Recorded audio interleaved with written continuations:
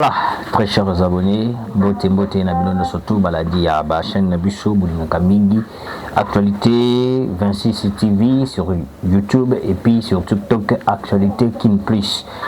Continuez de s'abonner, de partager, de liker, que ça va vraiment trop bien parce que dans le bagayango que partage Nabino, like Nabino et ça la qualité que notre matin to komata boye et puis toujours crédibilité. Il y a des informations auto-coupées Sabino. Alors, mesdames et messieurs, les nouvelles viennent de tomber. Les nouvelles viennent de tomber. Qu'est-ce qui se passe? Nous allons parler. Nous allons parler. Procès tué, oui. Obissionnaire surtout pour l'Inagato Yoka. Procès tué, oui. Obissionnaire surtout. Maintenant, il a vu ce fondement pour que tout le les cas réellement. Pourquoi tu avais trahi les pays? Pourquoi tu avais trahi Tshisekedi? Le lieu compte à la profondeur. Parce que dans le dossier tué, beaucoup de personnes ne comprenaient pas. Et bien, les balobio, non. Tshisekedi a commis surtout ma traître. Maintenant, surtout ma commis suspect.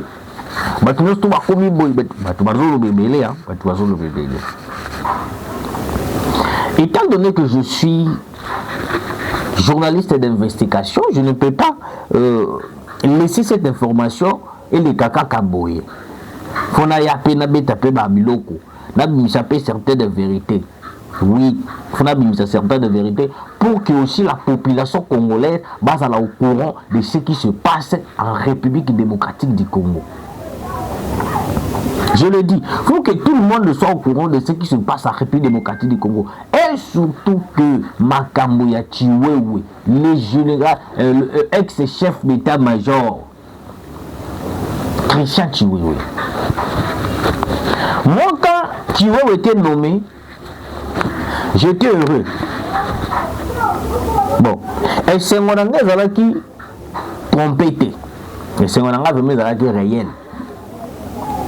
Mais ce que j'avais remarqué est que la bataille qui a dénoncé même que Chiwewe est en train d'amener Makamboya qui passe dans la carte armée. Alors que dans la carte armée, tout ça qui a besoin, il y a vivacité. N'est-ce pas, de critiquer un peu la gestion de Chiwewe par rapport à Yandenga Koumé la Makamba. Je ne critiquais pas Chiwewe, que non, il est complice, il est comme ça, on va critiquer par rapport à sa gestion, ça qui m'a lié. Mais à ma grande surprise, sans pourtant Kokota na Mozino, Nayaka na tombaka na vidéo où il prêchait dans son église, na etumbe Nzambe, Chiwewe était en train de dire. Azana batumi balé ou yakuki jamais contrai. Atanga moi si na été. Je répète, le chef d'état-major congolais, monsieur Christian Chiwewe, le jour où on a tombé la vidéo naïe, il a prononcé le nom de deux personnes. Atikala kotanga kombo ya moi si na été. Chiwewe avait dit que non, bateau ya koki ko trahir était. Ils ont Nzambe. Là on était clair, tout le monde a applaudi, je connais la vidéo, un jour je vais venir présenter cette vidéo pour que tout le monde voie la vidéo. L'église babeta maboko, Chiwewe est loyal, Chiwewe vraiment à un chrétien, Chiwewe vraiment ne peut pas trahir Dieu, Chiwewe vraiment oui. Et parmi les parcours de Chiwewe, je n'ai jamais entendu, à moins que peut-être un Moussoussou et les cas, un Moussoussou ne pas ça, Moutem Sassalama en cachette, toi Moussoussou, il a dans les passés, je ne sais pas, ou Bakangi Chiwewe na moi Sabatu, ou Bakangi Christian Chiwewe na Moutou Kingali, Touka Ngote. Bon, je parle de moi. Et deuxième personne tuée, c'était Tshisekedi. Tu vas dans la biso. Tu vois que la biso, kokota makambu ya Chiwewe. Mais tu vois, il y a mon corps qui est là, qu'on trahir Tshisekedi, qu'on trahir Nzambe. Ah! Dans la vidéo, on a un favori. Oui. Si un jour tu viens trahir Tshisekedi, trahir le président de la République qui fait ça, Tshisekedi, on présentera cette vidéo à Tiwewe que non, tu nous avais promis de ne pas trahir Dieu et Tshisekedi. Parce que quand tu as trahi déjà, n'est-ce pas, Tshisekedi, ça veut dire que tu as trahi Dieu. Ah oui. Longtemps ago la tsao bola muyo oké ko trahir yé. Faut que nous roussons Nzambe pardon. Au trahir déjà Nzambe. Maintenant tu nzokande biso tango ba ville na biso ko tomber. Ba espace na biso za ko tomber. Tu yé a ko zoka ba minduki na biso en train de donner l'ennemi pour venir nous déstabiliser. Là, c'est de 1. 2. Tiwewe avoue clairement devant le tribunal que non, il a été manipulé par Kabila. Là, la mis une question. Tiwewe, toi, tu es pasteur. Bon, je sais que l'ennemi principal des prophètes, c'est Jézabel. Oui, Jézabel. Et on peut remarquer beaucoup plus des hommes de Dieu. Batombaka mingi na makambu ya bashi qui na makambu mususu. Mais tu vois, toi, tu as été manipulé par Kabila. Je ne sais pas, Kabila est Jézabel ou comment. Je me pose la question, question marque. Et je me pose la question, le jour que Kabila t'avait manipulé, vous avez le moment des jeunes étaient. Vous avez la faiblesse à la prière.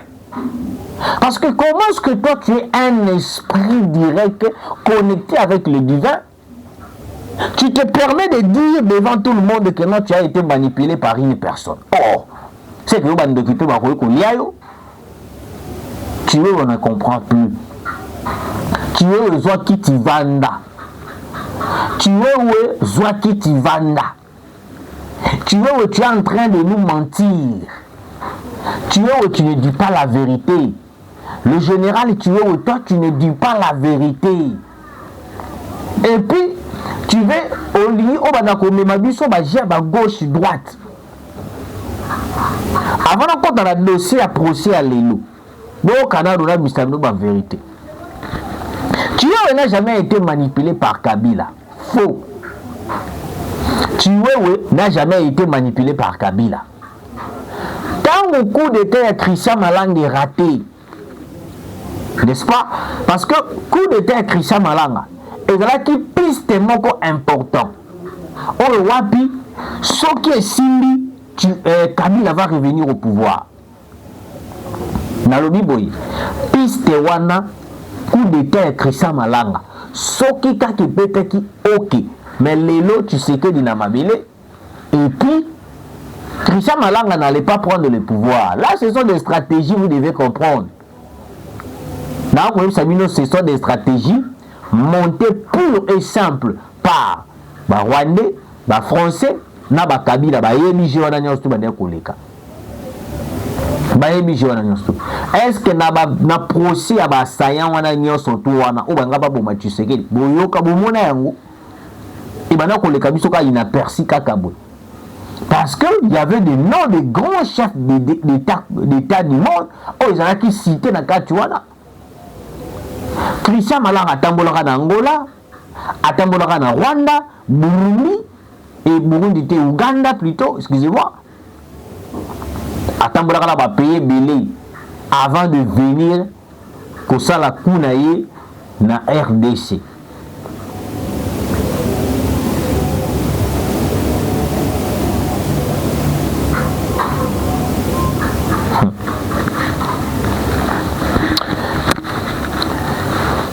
Il y a Christian Malanga. Christian Malanga avec qui coup ya Tshisekedi, ça n'a pas tenu, et simbité, tout. Bah, il va éliminer Christian Malanga pour effacer les traces. Banani va éliminer Christian Malanga. Question de marque de éviter. Si le lot n'a pas de question, Banani va éliminer Christian Malanga parce que Christian Malanga, ceux qui a arrêté vivant. N'est-ce pas? On allait avoir plus d'informations en profondeur. Mais ma préférence va éliminer Christian Malanga pour effacer les traces.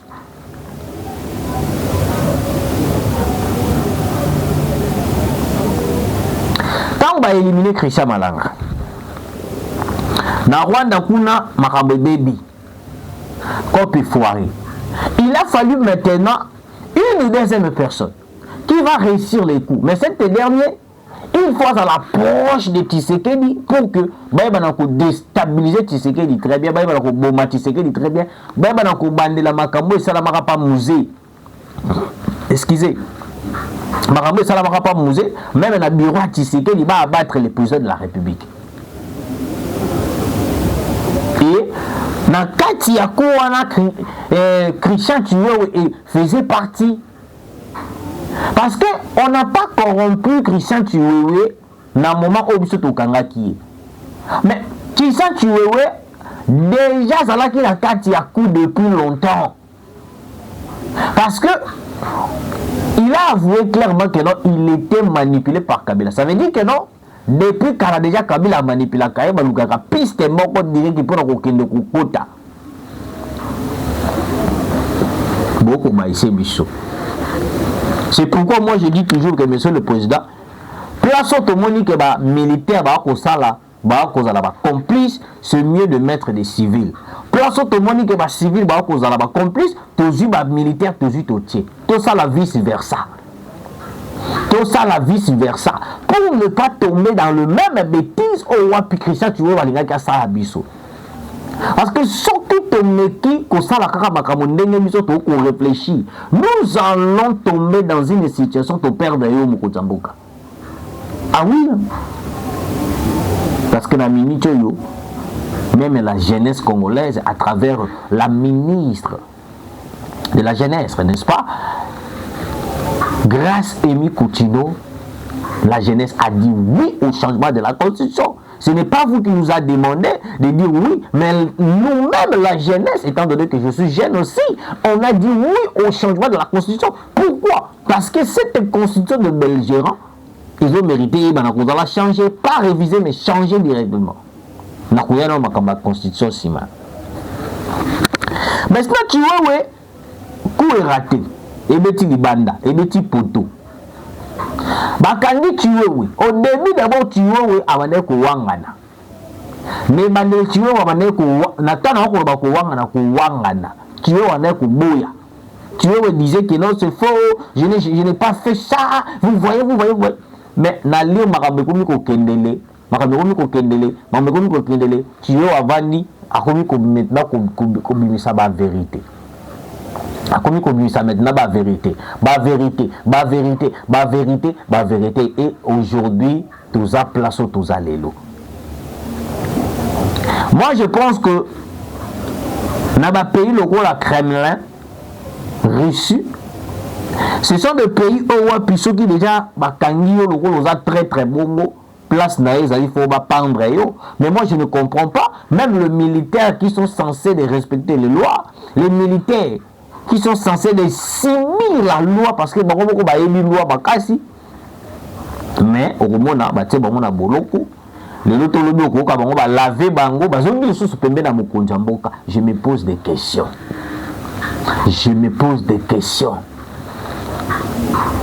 Mais c'est le président de la République. À un moment donné, vous devez nous écouter.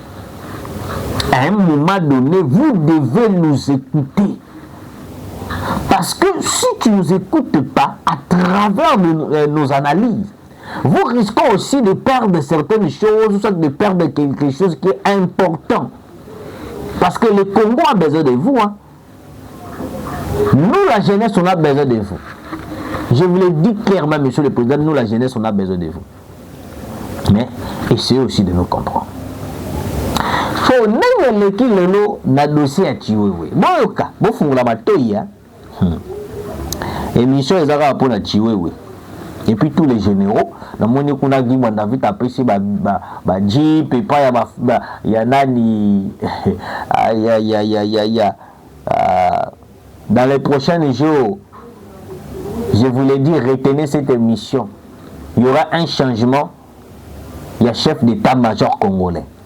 Je vous l'ai dit. On va changer la personne qui dirige cet espace-là. Un chef d'état-major congolais qui n'est pas actif. Il n'a eu un ministre de défense. On se trouve à limogé. Le procès, il y a Christian Chiwewe. Le procès Christian Chiwewe,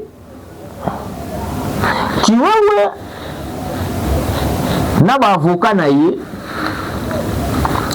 Le bio non, va rejeter procès verbal wana, nous tout salaki. Faut pas bander la yango. Il y a certaines choses wapi, bah d'accord na yango tout là. Bokoyo. Nous les Congolais, on est d'accord de tout ce qui s'était passé. Depuis Marambo Banda qui a tué Webiso, tous d'accord. Qu'on ne vous trompe pas. Ministère public, je n'ai pas de ordre, mais Nakacha de ce Christian tué, oui. Et nous avons les athées, et nous avons le mais pourquoi vous voulez pardonner un traître? Ce que l'autre, tu sais que dans ma belle, bon, vous pardonner. Bon, vous m'aimez là, dans dossier, il a eu beaucoup m'aimé.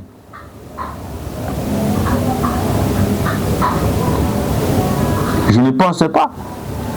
Nana il va consoler l'issue de jeune parce que nous avons trouvé un président qui comprend même la jeunesse. Nana il va consoler l'issue. Nana il va penser l'issue maya l'issue. Si tu sais qu'il était tombé aujourd'hui. Mais on ne comprend pas, vous gardez tuer, ouais, vous protégez tuer, ouais, comme si tuer, ouais, je ne comprends pas, on ne comprend rien.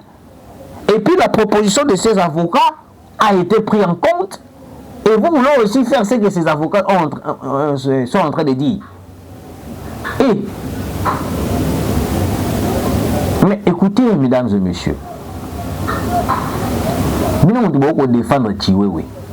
Nous devons beaucoup le baoter Chiwewe. Nous devons simple. Si aujourd'hui Chiwewe a plutôt, si aujourd'hui que le président de la République a Koufa qui va bomber qui Mokonzambo Kanababele, qui va défendre sous Chiwewe. Vous devez défendre sous Chiwewe. Parce que tout le monde surtout beaucoup lié Bambongo. Les Bambongo pour venir défendre Chiwewe. Il est face à son destin. Il est face à son destin. Il a voulu tuer le président de la République. Il mérite d'être pendu, jeté au fleuve Congo. Ah oui. Comment on peut pardonner des traîtres librement comme ça, simplement comme ça, sans pourtant que le traître là va s'inquiéter. Le traître va s'inquiéter. Le traître va aller à l'aise. Le traître va à l'aise. Mususu Yohana. Azoya na eko comparaître azo sekanayi na ba bloko ba ya nini awa tout azo sekanayi azana à l'aise ba yebi que non le loto lobi ba ko laver na bango ka ba tikingai. Et le président de la République n'a pas prôné avec ce genre de justice. Mokonzambo ka ko prôner pour la justice moko équitable, justice moko qui va donner des résultats positifs.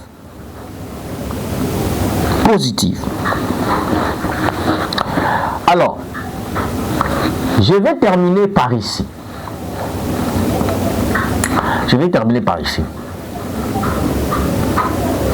J'étais à Capella. Aujourd'hui, j'étais à Capella, place au Babouki et tout. Mais, ce que j'ai remarqué, le général Kassongo Kabwiki,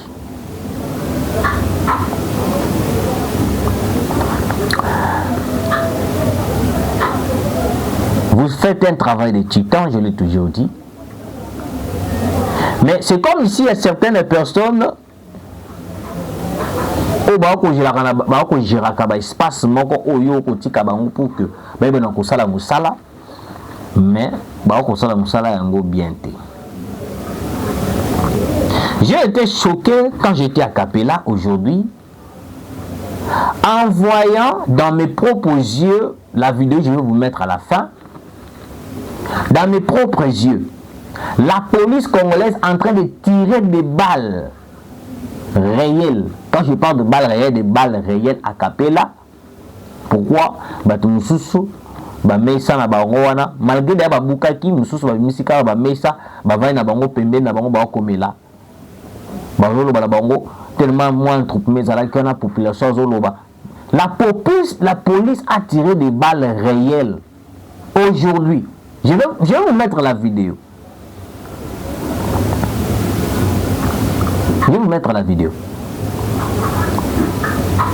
Moi, je me suis dit, ce n'était pas dans le processus quand même.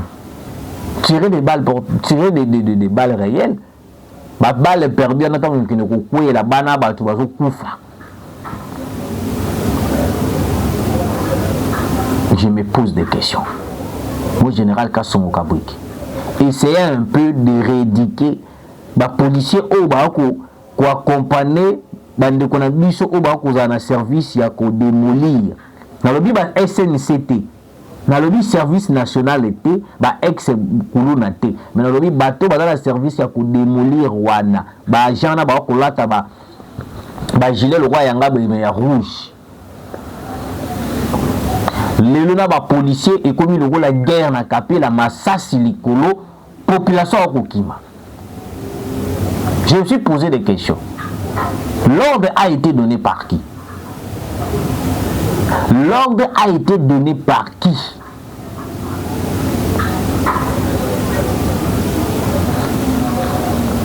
Regardez la vidéo.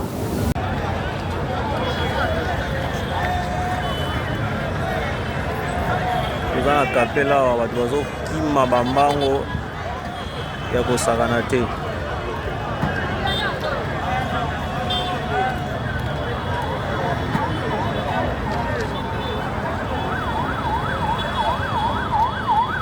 Ba policiers bazobeta masasi donc